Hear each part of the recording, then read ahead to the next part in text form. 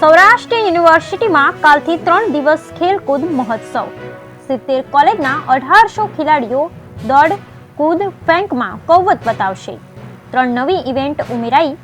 પહેલીવાર ખેલાડીઓ માટે રહેવા જમવાની સુવિધા.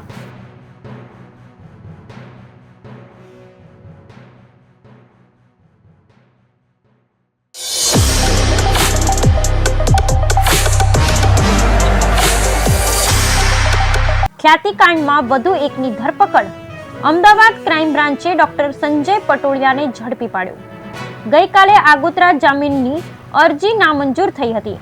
અમદાવાદના ચકચારી ખ્યાતિકાંડમાં વધુ એક આરોપીની ધરપકડ થઈ છે. સમગ્ર કાંડની તપાસ કરી રહેલી અમદાવાદ ક્રાઇમ બ્રાન્ચે સંજય પટોળિયાને ઝડપી પાડ્યો છે.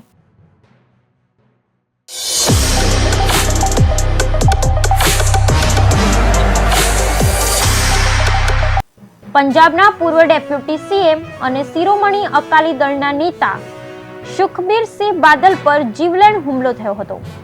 તેમના પર અમૃતસરમાં ફાયરિંગ થયું છે. જો કે મળતી માહિતી મુજબ તેઓ સુરક્ષિત છે.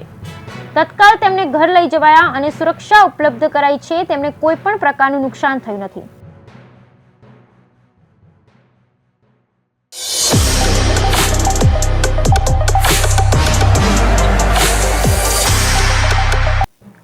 ગોજારો બુધવાર 3 અકસ્માતમાં 4ના મોત.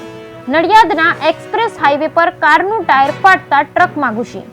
તારાપુર નજીક પણ લક્ઝરી ટ્રકમાં ઘૂસી ગઈ.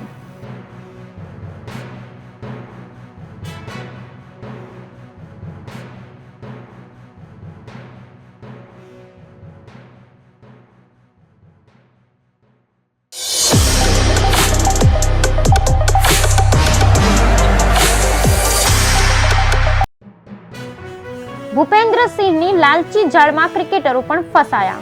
બીઝેડ કૌભાંડમાં શુભમન ગિલ, મોહિત તેવટિયા સહિત 5 ક્રિકેટરોના નામ.